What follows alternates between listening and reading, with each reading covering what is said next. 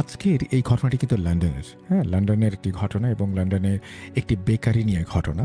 এবং এই বেকারিটা হিংসার কারণে একটা চলমান বেকারি, একটা চমৎকার বেকারি হঠাৎ করেই কেমন বদলে যেতে পারে, কেমনভাবে মানুষের জীবন বদলে যেতে পারে, ভাগ্য বদলে যেতে পারে, সেটা নিয়ে এই কাহিনী। আপনারা বিদেশি ঘটনা শুনতে অনেক পছন্দ করেন, কিন্তু এই ঘটনাটি ঠিক বিদেশি না, বরং একজন বাঙালির কাছ থেকে সংগ্রহ করা ঘটনা, যেটি আ লন্ডনে ঘটেছে এবং লন্ডনের একটা ব্যস্ততম জায়গায় ঘটেছে। একটা বেকারিকে নিয়ে পুরো কাহিনীটা। তো আমরা এই ঘটনার বাইরেও আরো ঘটনা শুনবো। সুতরাং আশা করব যে ১ম থেকে শেষ পর্যন্ত আমাদের সঙ্গেই থাকবেন এবং আমাদেরকে সহযোগিতা করবেন। আমরা কথা না বাড়িয়ে চলে যাচ্ছি আমাদের ১ম ঘটনায়। চলুন শুরু করা যাক।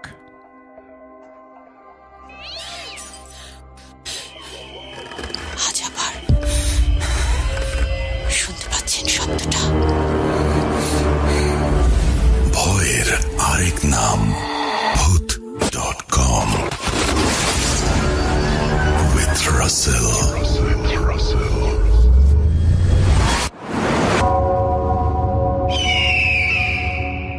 Welcome back. আপনাদের সবাইকে স্বাগত জানাচ্ছি আমি রাসেল। আশা করছি আপনারা সবাই ভালো আছেন, ভালোর তলে আছেন। আমিও ভালো আছি, ভালোর তলে আছি। যেভাবে লেখা আছে আমি সেভাবেই পড়ে শোনাচ্ছি। আসসালামু আলাইকুম রাসেল ভাই, আমি আমার নাম গোপন রাখতে চাই। বাংলাদেশ মিলিটারি একাডেমির একজন ক্যাডেট ছিলাম আমি। আমার কোর্সমেট ছিল, তাকে নিয়ে ঘটনাটি ছদ্মনাম ব্যবহার করছি। আবিরা দুই ভাই, সেও তার ছোট ভাই, দুজনই একটা ক্যাডেট কলেজে পড়ে। বেশ সচ্ছল পরিবার তাদের। তাদের পরিবারে তার বাবা, মা আর দুই ভাই। দাদি গ্রামে থাকতো। আবিরের বাবা অর্থাৎ আঙ্কেল দাদিকে প্রচণ্ড ভালোবাসত। দেখা যেত হুটহাট করে বাড়ি চলে যেতেন তিনি। দাদির অর্থাৎ তার মার সাথে সময় কাটিয়ে একদিন পর আবার চলে আসতেন। আবির ও তার ভাই ক্যাডেট কলেজে থাকার দরুন বাবা মার সাথে সেভাবে সময় কাটানো সম্ভব হতো না। কিন্তু মাঝে করোনাকালীন সময়ে তারা দুজনই পরিবারের সাথে বেশ লম্বা সময় ধরেছিল। তখন একদিন আঙ্কেল গ্রামে গিয়ে দাদির সাথে থেকে পরের দিন ফিরে এলো। আসার পর তার আচার আচরণে ব্যাপক পরিবর্তন। উনি খুব খিটখিটে মেজাজের হয়ে গিয়েছেন, খুব রূঢ় ব্যবহার করছেন সবার সাথে, অসুস্থ হয়ে পড়েছেন খুব। কিন্তু ডাক্তাররা কোনো কিছু খুঁজে পাচ্ছে না। পরে আবির তার আরেক বন্ধুর সাথে কথা বলার সময় বলল তাবিজ বা ব্ল্যাক ম্যাজিক প্রসঙ্গে। আবির এসব এতটা পাত্তা না দিলেও এক্সপেরিমেন্ট হিসেবে ভাবল এসব শেয়ার করে একজনের সাথে। তো বন্ধুর মাধ্যমে একজন কবিরাজের সন্ধান পেল আবির। কিছুদিন পর কবিরাজ সহ আবির তার বাসায় এলো। কবিরাজ এসে তার বাবার সাথে কথাবার্তা বলে এবং বাড়ির আশেপাশে ঘোরাঘুরি করে চলে যায়। পরদিন আবিরকে কল দিয়ে ডেকে নিল কবিরাজ। আবিরকে জিজ্ঞেস করলো তার পরিবার সম্পর্কে। নানা কথার মাঝে জিজ্ঞেস করলো আঙ্কেলের পছন্দের জায়গা কোনটা, নিজেদের বাড়ি ছাড়াও আঙ্কেল কোথায় কোথায় ঘন ঘন যাওয়া আসা করে।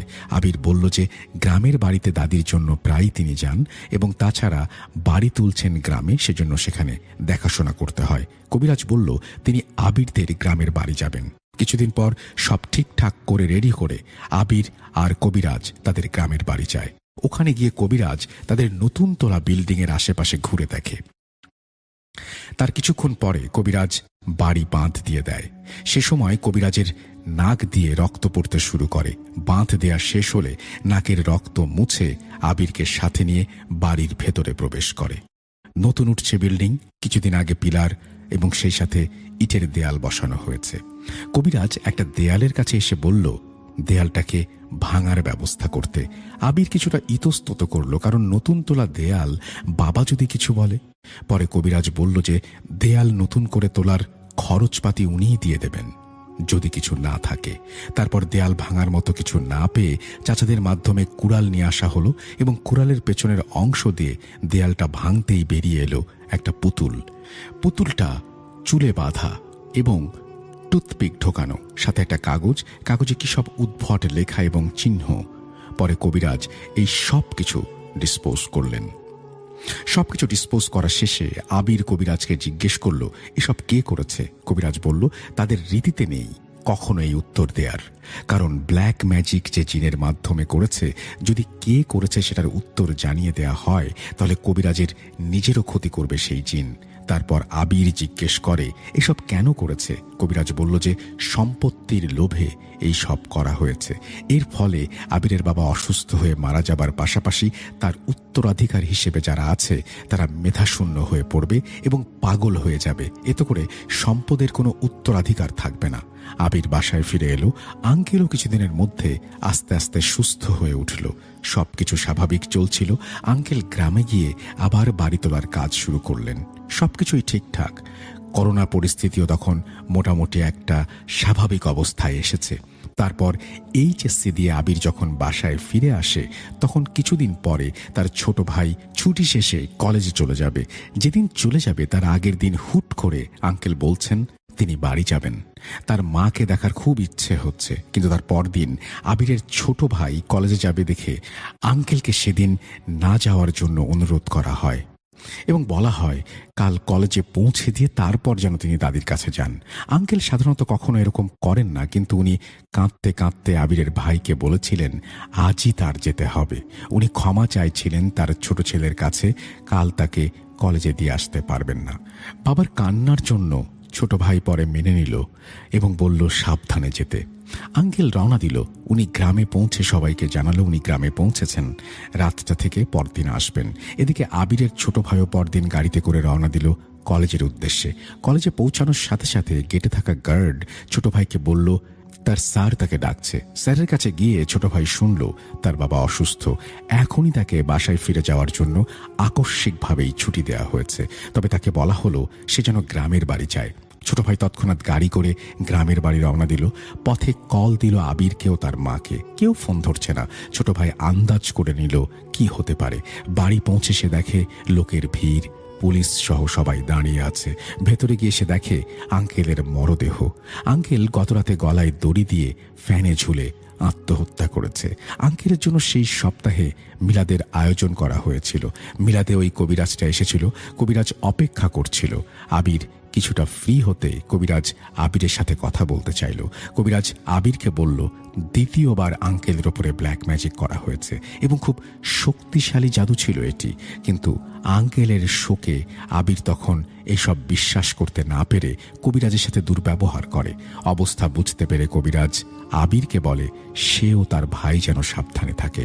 তার 6 মাস পর আবির বাংলাদেশ মিলিটারি একাডেমিতে আসে। একাডেমিতে জয়েনের পূর্বেই তার অ্যাপেন্ডিসাইটিসের সমস্যা হয়, সার্জারি করা হয় এবং সিএমএইচে থাকে। সেখানে তার সাইকোলজিক্যাল প্রবলেম ডিটেক্ট করা হয়। সিএমএইচ থেকে মেডিকেল রিপোর্ট আসে। সেই বোর্ডের সিদ্ধান্তে সে আউট হয়ে যায়। তারপর তাকে বাংলাদেশ মিলিটারি একাডেমি থেকে অব্যাহতি দেয়া হয়। সে এখন পুরোদস্তুর পাগল, সাইকোলজিক্যালি ইমব্যালেন্সড।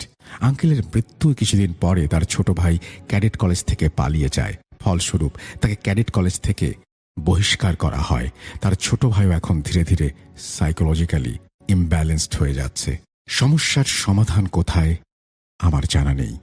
সাম্প্রতিক অবস্থা এতটুকুই। ধন্যবাদ আপনাকে, অসংখ্য ধন্যবাদ। চমৎকার একটা ঘটনা আপনি পাঠিয়েছেন, একটা পরিবারের পুরো কাহিনী এবং একটা পরিবার কিভাবে ব্ল্যাক ম্যাজিকের কারণে আস্তে আস্তে ধ্বংস হয়ে যায় তার এক করুণ কাহিনী এটি।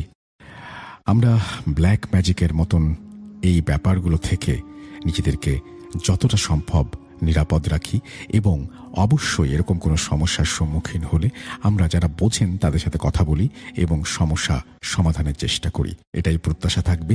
আমরা চলে যাব আমাদের পরবর্তী ঘটনায়।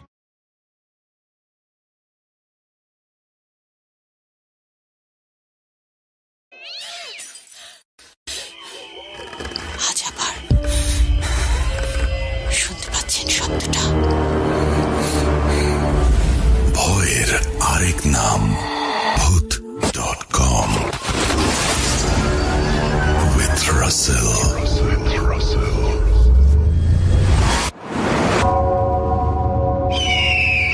Welcome back. আশা করছি আপনারা সবাই ভালো আছেন, ভালোর দলে আছেন। আমিও ভালো আছি আর ভালোর দলে আছি।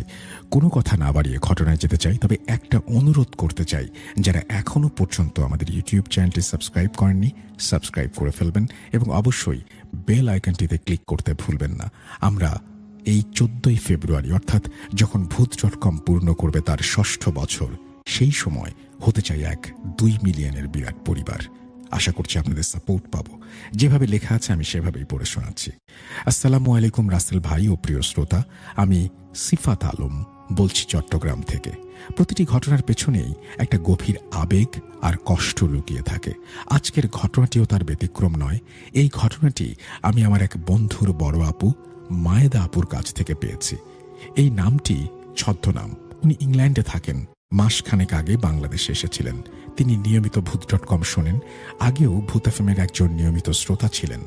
তার জীবনের এক ভয়ঙ্কর ঘটনা তিনি আমার সাথে শেয়ার করেছেন, যা তিনি এতদিন নিজের ভেতরে রেখে দিয়েছিলেন। আমরা তো সবসময় শুনেছি যে মানুষের হিংসা কতটা ভয়ঙ্কর হতে পারে, কিন্তু সেই হিংসা যখন কালো জাদুর মতো অশুভ শক্তির রূপ নেয়, তখন তা একটা সাজানো গোছানো সুখের সংসারকে কিভাবে ধ্বংসের দ্বার প্রান্তে নিয়ে যেতে পারে। আজকের ঘটনা তারই এক মর্মান্তিক উদাহরণ। এটি শুধু ধ্বংসের নয়, এটি এক পর্যায়ে প্রতিশোধেরও ঘটনা বটে। ঘটনা যাবার আগে ঘটনার ভেতরের ভুল ত্রুটির জন্য আমি সকলের কাছে ক্ষমা চেয়ে নিচ্ছি। প্রবেশ করি ইংল্যান্ডে থাকা আমাদের বাংলাদেশি বোন মায়েদা আপুর জীবনের সেই কষ্ট আর প্রতিশোধের ঘটনায়। আসসালামু আলাইকুম, আমি মায়েদা। আমার শেকড় মূলত বাংলাদেশের সঙ্গে জড়িত হলেও আমার জন্ম এবং বেড়ে ওঠা ইংল্যান্ডে। আমাদের মতো যারা বিদেশে জন্মগ্রহণ করেছেন তারা সাধারণত এসব জাদু টোনা বা জিনপরির মতো বিষয়ে খুব কম বিশ্বাস রাখেন। হয়তো হাতে গোনা দুই একজন পাওয়া যাবে যারা এই জাদু বা জিনের অস্তিত্বের ওপরে পুরোপুরি বিশ্বাস রাখেন। বিশ্বাস বলতে আমি এটা বোঝাচ্ছি না যে আমরা পবিত্র কোরআনকে অস্বীকার করি। কোরআনে যা বলা হয়েছে তা আমরা মনে প্রাণে বিশ্বাস করি, কিন্তু বর্তমান সময়ে যেভাবে জাদুটোনার কথা শোনা যায়, আমরা সেগুলোকে নিছক কুসংস্কার বা গোড়ামি বলে মনে করতাম। আমাদের ধারণা ছিল অশিক্ষিত মানুষেরা এসব নিয়ে বলা বলি করে। জাদু বলে হয়তো কিছু থাকতে পারে, কিন্তু সেটা মানুষের জীবনে এতটা গভীর প্রভাব ফেলতে পারে এটা আমরা মানতে পারতাম না। কিন্তু আমাদের এই ধারণা যে কতটা ভুল ছিল তা আমরা পরে বুঝতে পারি। আমার মনে হয় আমাদের সঙ্গে যে ঘটনাগুলো ঘটেছিল তার অন্যতম উদ্দেশ্য ছিল এটা প্রমাণ করা যে এই পৃথিবীতে এমন অশুভ শক্তির অস্তিত্ব সত্যিই আছে। আমার বিয়ে হয়েছিল একজন ব্রিটিশ মুসলিম ছেলের সঙ্গে। সে জন্মসূত্রে একজন ইংরেজ শ্বেতাঙ্গ হলেও পরে ইসলাম ধর্ম গ্রহণ করেছিল। আমাদের বিয়েটা ছিল ভালোবাসার। আমরা কলেজে একসঙ্গে পড়াশোনা করতাম, আর তখনই আমরা সিদ্ধান্ত নিয়েছিলাম যে আমরা একে অপরকেই জীবন সঙ্গী হিসেবে বেছে নেব। আমাদের বিয়েটা খুব ধুমধাম করেই হয়েছিল। আমার মাত্র একটাই ভাই ছিল, সেও এখানে নিজের জীবন গুছিয়ে নিয়েছিল এবং এখানেই বিয়ে করে সংসার শুরু করেছিল। এদিকে আমার বাবা মায়ের বয়স বাড়ছিল, দেশে তাদের অনেক আত্মীয় স্বজন ছিল, তাই তারা চাইতেন জীবনের বাকি সময়টা বাংলাদেশে কাটাতে। ইংল্যান্ডের বাড়িতে তারা একা থাকতেন এবং আমরা নিজেদের জীবন নিয়ে ব্যস্ত থাকায় তাদের সময় কাটত না। তাই তারা সিদ্ধান্ত নিলেন তারা বাংলাদেশে ফিরে যাবেন। মাঝে মধ্যে কিছুদিন থাকার জন্য এখানে আসবেন, কিন্তু বছরের বেশিরভাগ সময় বাংলাদেশেই কাটাবেন। আমরা প্রথমে তাদের বোঝানোর অনেক চেষ্টা করেছিলাম, কিন্তু পরে বুঝতে পারলাম যে তাদের সিদ্ধান্তটাই সঠিক। আমরা তো নিজেদের কাজ আর সংসার নিয়ে ব্যস্ত, আর তারা দুজন মানুষ বাড়িতে একা একা বিরক্ত। তাই তাদের জন্য দেশে ফিরে যাওয়াটাই সবচেয়ে ভালো সিদ্ধান্ত। আমার স্বামী পেশায় একজন শেফ ছিলেন। তিনি নিজের একটা বেকারি ব্যবসা শুরু করার পরিকল্পনা করছিলেন।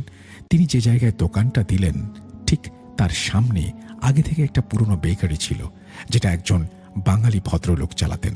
আমি আগেই বলেছি আমার স্বামী তার কাজে অত্যন্ত দক্ষ ছিলেন এবং আল্লাহ তার হাতে অসাধারণ স্বাদ দিয়েছিলেন। তাই তিনি নিজের বেকারি খোলার সঙ্গে সঙ্গেই অল্প দিনের মধ্যেই ব্যাপক জনপ্রিয়তা পেয়ে গেলেন। এর ফলে ওই বাঙালি ভদ্রলোকের বেকারিতে ক্রেতার আনাগোনা অনেকটাই কমে গেল। অন্যদিকে আমার স্বামীর দোকানে সব সময় ক্রেতাদের ভিড়। প্রায় 2-3 মাস এভাবেই চলছিল। আমার যতদূর মনে পড়ে ঘটনাটা চতুর্থ মাসের একদিন হুট করেই ওই বাঙালি ভদ্রলোক আমার স্বামীর দোকানে এসে হাজির হলেন এবং কোনো কারণ ছাড়াই তাকে অকথ্য ভাষায় গালিগালাজ করতে শুরু করলেন। আমার স্বামী তো প্রথমে হতভম্ব হয়ে গেলেন। তিনি বুঝতেই পারছিলেন না যে হঠাৎ করে লোকটার হলো কি। নিজেকে কিছুটা সামলে নিয়ে তিনি জিজ্ঞেস করার আগেই লোকটি ক্ষোভের সাথে বলতে শুরু করলেন, আমার জন্যই তো এখানে দোকানটা খোলার সুযোগ পেয়েছিলে, তাই না? তুমি আমার ব্যবসা নষ্ট করে দিয়েছ। কত বছর ধরে এখানে ব্যবসা চালাচ্ছি, ব্যবসা করে সংসার চালাচ্ছি, কিন্তু তুমি দোকান খোলার পর এই দোকানের খরচটা উঠছে না। এবার আপনারাই বলুন, এতে আমার স্বামীর কি দোষ? সব জায়গাতেই তো প্রতিযোগিতা থাকে, এক জায়গায় একই ধরনের ব্যবসা থাকতেই পারে। এর মানে তো এই নয় যে যিনি আগে এসেছেন তার কোনো ঝামেলা হলে অন্য কাউকে দোষ চাপানো যায়। তিনি বোঝানোর চেষ্টা করলেন, দেখুন এটা তো ব্যবসার নিয়ম, এক জায়গায় এরকম 10টা দোকানে হতে পারে। আল্লাহ প্রত্যেক মানুষের রিজিক নির্ধারণ করে রেখেছেন। কিন্তু বাঙালি ভদ্রলোকের মাথায় সবকিছু ঢুকল না। তিনি বারবার আমার স্বামীকে গালাগালি করছিলেন, দেখে নিও তোমার পরিণতি কি হয়, বেশি দিন চালাতে পারবে না। যখন এই ঘটনা ঘটল সেদিন রাতে আমার স্বামী বাড়ি ফিরে আমাকে সবটা বললেন। আমি তখন বিষয়টা খুব বেশি গুরুত্ব দেইনি। আমি জানতাম এশিয়ানদের মধ্যে এসব ছোটখাটো বিষয় নিয়ে হিংসা রেষারেষি হয়েই থাকে। এদের মধ্যে পেশাদারিত্বের বড় অভাব। সামান্য ব্যাপারেই তারা তর্ক বিতর্ক শুরু করে দেয়। কিন্তু এরপর থেকেই আমাদের ব্যবসায় অদ্ভুত সব সমস্যা দেখা দিতে শুরু করলো। আমাদের বিক্রি ধীরে ধীরে কমতে শুরু করলো। আমার স্বামী বেশ চিন্তিত হয়ে পড়লেন। হঠাৎ করে এমনটা কেন হচ্ছে তিনি কিছু বুঝতে পারছিলেন না। আমাদের তৈরি করা পেস্ট্রি, কেক বা প্যাটিসের স্বাদ কেমন যেন অদ্ভুতভাবে নষ্ট হয়ে যেত, অথচ আমার স্বামী ঠিক আগের মতো করেই একই উপকরণ দিয়ে একই পদ্ধতিতে সবকিছু তৈরি করছিলেন। তাহলে স্বাদ কিভাবে বদলে যেতে পারে? কিন্তু যারা আমাদের দোকান থেকে খাবার কিনে নিয়ে যেতেন তারা কিছুক্ষণ পরেই সেগুলো ফিরিয়ে দিতেন। কেউ বলতেন খাবার থেকে বাজে গন্ধ আসছে, কেউ বলতেন স্বাদ আগের মতো নেই, আবার কেউ অভিযোগ করতেন যে খাবারের মান একদমই পড়ে গেছে। যে বেকারির রিভিউ 4.9 ছিল সেটা কমতে কমতে 3 এসে দাঁড়ায়। একটা রিভিউতে কেউ একজন লিখেছিল, এদের খাবারের স্বাদ আর আগের মতো নেই, এই বেকারিটা আগের মতো নেই। আমার স্বামী তখন মানসিকভাবে একেবারে ভেঙে পড়লেন। আমরা দুইজনই আল্লাহর কাছে অনেক দোয়া করতাম যেন আল্লাহ আমাদের রিজিকে বরকত দেন, এই ব্যবসাকে আবার আগের মতো করে দেন। কিন্তু আমাদের ব্যবসার অবস্থা দিন দিন খারাপের দিকেই যাচ্ছিল। একদিন আমার স্বামী সকালে দোকান খুলতে গিয়ে দেখলেন দোকানের ভেতরে অসংখ্য মরা ইঁদুর ছড়িয়ে ছিটিয়ে আছে। ওই ইঁদুরগুলো দোকানের ভেতরে সবকিছু একদম তছনছ করে দিয়েছে। কে বা কারা যেন ফুড ডিপার্টমেন্টে ফোন করে অভিযোগও জানিয়ে দিয়েছিল। সঙ্গে সঙ্গে তাদের একটি দল এসে আমার স্বামীর দোকানটা সাময়িকভাবে বন্ধ করে দিল। এটা আমাদের জন্য আরেকটা বড় ধাক্কা ছিল। আমাদের দোকানটাও বন্ধ হয়ে গেল।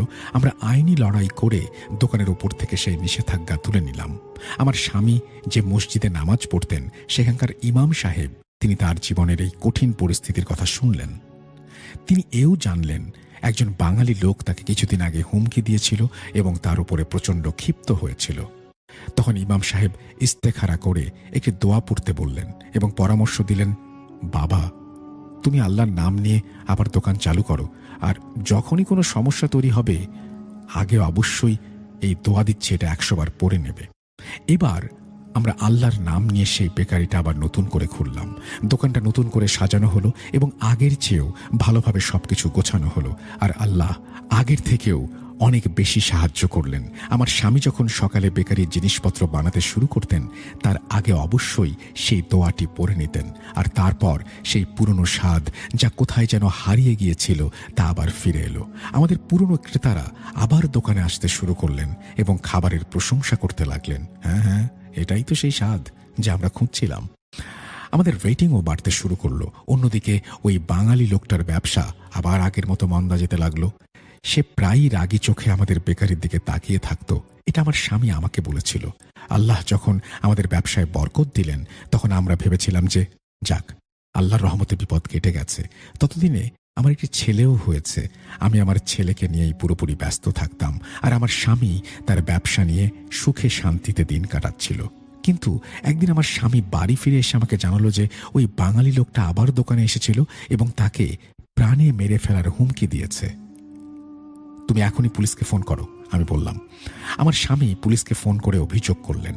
পুলিশ কিছুক্ষণের জন্য ওই বাঙালি লোকটাকে থানায় ধরে নিয়ে গিয়েছিল, কিন্তু কিছুক্ষণ পরেই তাকে ছেড়ে দেয়। আমরা জানতে পারলাম সে থানায় গিয়ে উল্টো বলেছে যে আমার স্বামী নাকি মিথ্যে অভিযোগ করেছেন। সে কেন তাকে মারার হুমকি দেবে? পুলিশ তো প্রমাণ ছাড়া কোনো ব্যবস্থা নিতে পারে না, আর ভবিষ্যতে কি হবে বা হতে পারে সেজন্য কাউকে আটকেও রাখা যায় না। সহজেই জামিন পেয়ে গেছিল লোকটি।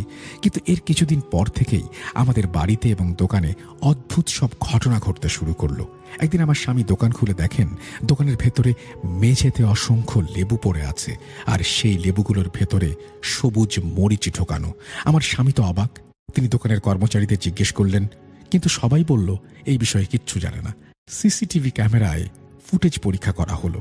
লেবুগুলো কোথা থেকে যেন উড়ে এসে দোকানের ভেতরে পড়ছে, কিন্তু কে ফেলছে দেখা যাচ্ছে না। দোকান তো চারিদিক থেকে পুরোপুরি বন্ধ ছিল। ইঁদুর না হয় কোনো ফাঁক ফোকর দিয়ে ঢুকতে পারে, কিন্তু লেবু কিভাবে ঢুকবে? যতক্ষণ না কেউ বাইরে থেকে ফেলছে ততক্ষণ এগুলোর ভেতরে আসার কোনো সম্ভাবনা নেই। আমার স্বামী দোকানের এক কর্মচারীকে দিয়ে সারাদিন ধরে দোকান পরিষ্কার করালেন এবং সব লেবু ফেলে দিলেন। কিন্তু ঠিক তার পরের দিনই আবার ওই ছেলেটার শরীর খারাপ হতে শুরু করলো, যে ছেলেটা লেবুগুলোকে ছুঁয়েছিল। তখন আমরা বুঝতে পারিনি যে লেবুগুলো ছোঁয়ার কারণেই সে অসুস্থ হয়ে পড়েছে। আমরা ভেবেছিলাম এটা হয়তো সাধারণ কোনো অসুখ, যেমনটা মানুষের হয়ে থাকে। প্রথমে ওই ছেলেটা অসুস্থ হলো, তারপর ধীরে ধীরে দোকানের ভেতরে এক অদ্ভুত পচা গন্ধ ছড়াতে শুরু করলো। মনে হতো কেক আর পেস্ট্রিগুলো যেন পচে গেছে। এমন একটা দুর্গন্ধ সবসময় দোকানে থাকতো। ক্রেতারা দোকানে ঢুকেই নাকে রুমাল চাপা দিত, অভিযোগও করত। আমাদের দোকানে ভালো ভেন্টিলেশন ব্যবস্থা ছিল, এমনকি এক্সস্ট ফ্যানও লাগানো ছিল, তবুও সেই পচা গন্ধটা কিছুতেই যেত না। আমার স্বামী আবার সেই ইমাম সাহেবের সঙ্গে যোগাযোগ করলেন। তখন ইমাম সাহেব সকালে দোকানে সূরা আর রহমান তেলাওয়াত চালানোর পরামর্শ দিলেন। দোকানে সূরা আর রহমান চলতে শুরু করল। এক রাতের ঘটনা, তখন হয়তো রাত 2টো বাজে। হঠাৎ আমাদের ফোনে একটা কল এলো। আমার স্বামী কলটা ধরলেন। ফোনের ওপাশ থেকে যেই কথা বলুক না কেন, তার কথায় আমার স্বামীর মুখটা গম্ভীর হয়ে গেল। তিনি শুধু বললেন, আমি এক্ষুনি আসছি। আমি বারবার জিজ্ঞেস করলাম, বলো কি হয়েছে? তুমি আমার বাচ্চার খেয়াল রাখো, আমি আসছি। কিছুক্ষণ পর তার ফোন এলো, আর আমি তখন জানতে পারলাম যে আমাদের দোকানে আগুন লেগেছে এবং আগুনের কারণে পুরো দোকানটা পুড়ে ছাই হয়ে গেছে। আমাদের অপূরণীয় ক্ষতি হয়ে গেল। এবার আমার মনেও সন্দেহ দানা বাঁধতে শুরু করলো। আমাদের দোকানের সঙ্গে যা কিছু ঘটছে তার পেছনে নিশ্চয়ই ওই বাঙালি লোকটির কোনো হাত আছে। ওই ইমাম সাহেবও একবার আমার স্বামীকে ইঙ্গিত দিয়েছিলেন যে ওই লোকটার থেকে একটু সাবধানে থাকা দরকার। তার সন্দেহ ছিল যে ওই বাঙালি হয়তো কালো জাদু করছে। দোকানের সিসিটিভি ফুটেজ আবার পরীক্ষা করা হলো, কিন্তু তাতে এমন কিচ্ছু পাওয়া গেল না যা থেকে বোঝা যায় যে আগুনটা কেউ লাগিয়েছে। ফুটেজে স্পষ্ট দেখা যাচ্ছিল যে দোকানের শোকেসের ভেতর থেকে আগুনটা নিজে নিজেই জ্বলে উঠেছে। অথচ আমার স্বামী যখনই দোকান বন্ধ করে বাড়ি যেতেন, তিনি খুব ভালোভাবে ফিউজ আর অন্যান্য বৈদ্যুতিক সংযোগ পরীক্ষা করতেন। দোকানের ভেতরে একটা স্টোরেজ রুম ছিল যেখানে ফ্রিজ রাখা থাকতো। সেখানে বেকারির সমস্ত কাঁচামাল রাখা হতো। সেই ফ্রিজ ছাড়া বাকি সব লাইট এবং বিদ্যুতের সংযোগ বন্ধ করা হতো। কিন্তু আগুনটা লেগেছিল ঠিক সেই জায়গায় যেখানে কোনো বৈদ্যুতিক সংযোগই ছিল না। শোকেসের ভেতরে হঠাৎ করেই দাউ দাউ করে আগুন জ্বলে উঠেছিল। ভাগ্য ভালো যে আমাদের দোকানটায় ইন্স্যুরেন্স করা ছিল। ইন্স্যুরেন্স কোম্পানি আমাদের সমস্ত ক্ষতির টাকা মিটিয়ে দিল। কিন্তু দোকানটা নতুন করে তৈরি করতে যে সময়টা লাগলো, সেই সময়ে আমাদের অনেক আর্থিক ক্ষতি হলো। আমি আমার স্বামীকে বলেছিলাম যে এবার দয়া করে এই জায়গাটা ছেড়ে দাও, এখানে ব্যবসা করার দরকার নেই। কিন্তু আমার স্বামী আমাকে বোঝালেন, তুমি একজন মুসলিম হয়েও এসব কুসংস্কারে বিশ্বাস করছো। যতক্ষণ আমাদের আল্লাহ চাইবেন না, ততক্ষণ পৃথিবীর কোনো শক্তি আমাদের ক্ষতি করতে পারবে না। তার যুক্তির সামনে আমি আর কোনো কথা বলতে পারলাম না। আমার স্বামীর জেদ তখন চরমে উঠেছে, আর তার জেদটাও একদম সঠিকই ছিল। আপনারাই ভাবুন, ধরুন আপনি একটা দোকান খুললেন আর আপনার দোকান কোনো কারণে বন্ধ করতে হলো, যেখানে আপনি কোনোভাবেই দোষী নন। কি করবেন আপনি? দোকানটা নতুন করে তৈরি করতে প্রায় 1.5 মাস সময় লেগে গেল। আমার স্বামী নতুন করে দোকানটা সাজালেন। একদিন আমার স্বামী যখন বাড়ি ফিরলেন, তখন আমি দেখলাম তার শার্টের পেছনের দিকে অনেকটা রক্ত লেগে আছে। আমি যখন তাকে জিজ্ঞেস করলাম, তিনি বেশ অবাক হয়ে বললেন, কই, আমি তো কিছু জানি না, আমি তো খেয়ালই করিনি। যেহেতু রক্তটা শার্টের পেছনের দিকে লেগেছিল, তাই সম্ভবত তার চোখে পড়েনি। কিন্তু আমি সেই রক্তের দাগ দেখে একেবারে হতবাক হয়ে গিয়েছিলাম। সেটা অল্প রক্ত ছিল না, শার্টের প্রায় অর্ধেকটা জায়গা রক্তে ভিজে আছে। আমি যখন শার্টটাতে হাত দিলাম, তখন কিছুটা রক্ত আমার হাতেও লেগে গেল। আমার স্বামী আমাকে জিজ্ঞেস করলেন, তুমি কিভাবে বুঝলে এটা রক্ত? এটা তো লাল রঙও হতে পারে। আপনাদের মনে হতে পারে এই প্রশ্নটা ঠিক। আসলে আমি নার্সিংয়ে ডিপ্লোমা করেছি এবং মাসে একবার হাসপাতালের কাজও করতাম, তাই আমি রক্ত এবং রঙের পার্থক্যটা বেশ ভালো বুঝি। আমি সেই শার্টটা ফেলে দেয়াই ঠিক মনে করলাম। পরদিন সকালে আমি দেখলাম আমার স্বামী তখনও ঘুমিয়ে আছেন। বিয়ের পর এই প্রথম ছিল যে আমি সময় মতো ঘুম থেকে উঠেছি, কিন্তু আমার স্বামী তখনও ঘুমাচ্ছে। আজ পর্যন্ত কখনো এমন হয়নি যে তিনি আমার আগে ঘুম থেকে ওঠেননি। আমি তাকে তার কাঁধ ধরে নাড়ালাম। তিনি উঠলেন ঠিকই, কিন্তু তাকে বেশ অসুস্থ দেখাচ্ছিল। সব ঠিক আছে তো? আজ দেরি করে উঠলে যে? আমার স্বামী বললেন যে তার কোমরে ভীষণ ব্যথা করছে। আমি যখন তাকে বিছানা থেকে নামানোর চেষ্টা করলাম, তিনি যন্ত্রণায় চিৎকার করে উঠলেন। আমি বললাম, একটু সাহস করে গাড়ির দিকে হেঁটে চলো, তোমাকে ডাক্তারের কাছে নিয়ে যাই। কিন্তু আমার স্বামী এক পাও নাড়াতে পারছিলেন না। বাধ্য হয়ে আমাকে অ্যাম্বুলেন্স ডাকতে হলো। অ্যাম্বুলেন্সের কর্মীরাও যখন তাকে তোলার চেষ্টা করলেন, আমার স্বামী যন্ত্রণায় চিৎকার করতে থাকলেন। তারা আমার স্বামীকে একটা ব্যথানাশক ইঞ্জেকশন দিলেন। তারপর তাকে স্ট্রেচারে করে হাসপাতালে নিয়ে যাওয়া হলো। হাসপাতালে গিয়ে যখন তার সব পরীক্ষা নিরীক্ষা করা হলো এবং রিপোর্টগুলো সামনে এলো, তখন মনে হলো আমার মাথায় যেন আকাশ ভেঙে পড়বে। আমার স্বামীর শরীরের নিচের অংশটা পুরোপুরি অবশ হয়ে গিয়েছিল। কোমর থেকে শুরু করে পা পর্যন্ত কোনো অংশই কাজ করছিল না। এই খবরটা আমার জন্য যে কোনো দুঃস্বপ্নের চেয়েও ভয়াবহ। আমার মনে হচ্ছিল আমি পাগল হয়ে যাব। আমার হাসি খুশি সুস্থ সবল স্বামীটার সঙ্গে কি হচ্ছে এটা? আমার স্বামী প্রায় 1 মাস হাসপাতালে ছিলেন। তারপর তাকে বাড়িতে নিয়ে আসা হলো। এখন তিনি পুরোপুরি শয্যাশায়ী। এই কষ্টের কারণে তিনি মানসিকভাবে খুব ভেঙে পড়েছিলেন এবং ডিপ্রেশনে চলে গিয়েছিলেন। আমাদের দোকানটাও আস্তে আস্তে বন্ধ হয়ে যেতে লাগলো, কারণ আমার স্বামী তো সব জিনিস বানাতেন, তার হাতেই তো ছিল সেই জাদুকরী স্বাদ। যখন সেই স্বাদটা হারিয়ে গেল, তখন ক্রেতারাও আশা বন্ধ করে দিল। আমি অন্য লোক দিয়ে কাজ করানোর অনেক চেষ্টা করেছিলাম, কিন্তু ক্রেতারা তাদের হাতের তৈরি জিনিস পছন্দ করেনি। বাধ্য হয়ে আমাদের সেই স্বপ্নের বেকারিটা চিরতরে বন্ধ করে দিতে হলো। যেদিন আমি শেষবারের মতো বেকারিটা বন্ধ করতে গিয়েছিলাম, সেদিন দেখলাম সেই শয়তান বাঙালিটা দোকানের সামনে দাঁড়িয়ে মিটিমিটি হাসছে।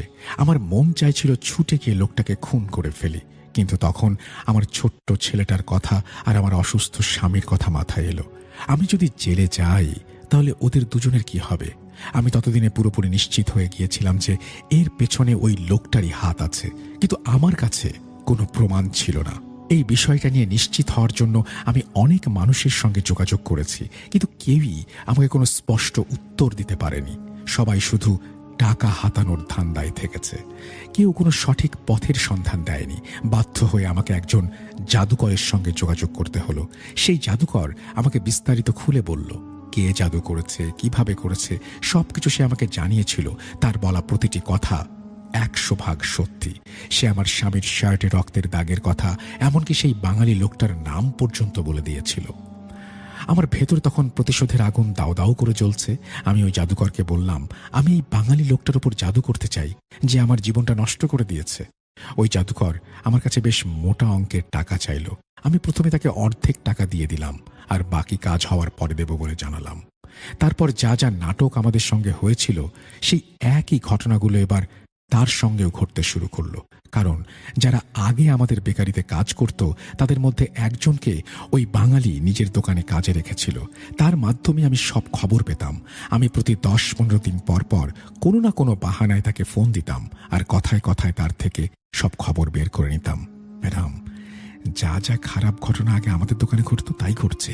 এসব শুনে আমি মনে মনে খুশি হতাম। একদিন সেই জাদুকরের ফোন এলো। সে আমাকে বলল, বলো তো, তুমি আসলে কি চাও? এই বাঙালির সঙ্গে তুমি ঠিক কি করতে চাও? আমি তাকে বললাম, যেভাবে সে আমাদেরকে পথে বসিয়েছে, আমাদের ব্যবসা বন্ধ করে দিয়েছে, আমার স্বামীকে বিছানায় ফেলে দিয়েছে, আমি চাই আপনিও সেই রকম ক্ষতি করুন তার। এর কিছুদিন পরেই আমি খবর পেলাম ওই বাঙালি লোকটার একটা ভয়াবহ সড়ক দুর্ঘটনা ঘটেছে। সেই ঘটনায় তার শুধু একটা হাত আর একটা পাই কাটা যায়নি, সে মানসিকভাবে ভারসাম্যহীন হয়ে পড়েছে। পরে তাকে একটা মানসিক হাসপাতালে ভর্তি করানো হলো। সেই দিনটা আমার জন্য অনেক আনন্দের ছিল। আমার মনে হলো আমার ভেতরের প্রতিশোধের আগুনটা যেন নিভে গেছে। ওই শয়তান লোকটা আমার সাথে যা করেছে, তার যোগ্য শাস্তি আমি তাকে দিতে পেরেছি। এখন আমি জানি আপনাদের মধ্যে অনেকেই হয়তো বলবেন যে আমিও তো সেই একই কাজ করলাম। সেও একটা নিষিদ্ধ কাজ করেছিল, আর প্রতিশোধ নিতে গিয়ে আমিও তাই। হ্যাঁ, আমি করেছি। কারণ যার ওপর দিয়ে বিপদ যায়, একমাত্র সেই কষ্টটা বোঝে। আমি যে কঠিন পরিস্থিতির মধ্যে দিয়ে গিয়েছি, আপনারা কেউ তা কল্পনাও করতে পারবেন না। আমাকে একাই চাকরি করতে হতো, ছোট বাচ্চাটাকে সামলাতে হতো, আমার একজন অসুস্থ স্বামীকেও দেখাশোনা করতে হতো, যিনি নিজের কোনো কাজই নিজে করতে পারতেন না। এখন আপনাদের মধ্যে অনেকে হয়তো জিজ্ঞেস করবেন যে যদি ওই জাদুকর তার জাদুর মাধ্যমে ওই বাঙালি লোকটাকে ওই অবস্থায় ফেলতে পারে, তাহলে সে তো একই জাদুর মাধ্যমে আমার স্বামীকেও ঠিক করে দিতে পারত। আমি তাকে এই কথাও বলেছিলাম, কিন্তু সেই জাদুকর বলেছিল যে যখন কোনো জাদু সফল হয়ে যায়, অর্থাৎ তার প্রভাব কারো ওপরে পড়ে এবং তার কারণে কেউ অসুস্থ হয়ে যায়, তখন সেটাকে আগের অবস্থায় ফিরিয়ে আনা প্রায় অসম্ভব। এটাই ছিল আমার ঘটনা। এটা আমার মনের ওপর একটা বড় বোঝা ছিল, যা আমি আপনাদের সাথে ভাগ করে নিলাম। আমি আল্লাহর কাছে এখনো আমার ভুলের জন্য ক্ষমা চাই। আমি জানি জাদু ব্যবহার করে প্রতিশোধ নেওয়াটা ভুল ছিল। আমি অবশ্যই আমার কাজের জন্য অনুতপ্ত, কিন্তু ওই বাঙালি লোকটার যে পরিণতি হয়েছে তার জন্য আমার মনে বিন্দুমাত্র আফসোস নেই। এই বলে তিনি তার ঘটনা শেষ করেছেন। প্রশ্ন থাকবে আপনাদের কাছে। আমি যেহেতু এখানে জাস্ট ঘটনা উপস্থাপনের জন্য এসেছি, আমি কিছু বলবো না, কিন্তু আপনারা অবশ্যই কমেন্ট সেকশনে জানাবেন এর পরেও এই কালো জাদু করা উচিত হয়েছিল কিনা, নাকি ছিল অন্যায়। প্রথম যে বাঙালি লোকটি জাদু করেছিলেন সেটি যে অন্যায় ছিল আমরা সবাই জানি, কিন্তু প্রতিশোধ নিতে গিয়ে পরবর্তীতেও যে জাদু করা হয়েছিল সেই সম্পর্কে আপনাদের মতামত জানতে চাই। আমরা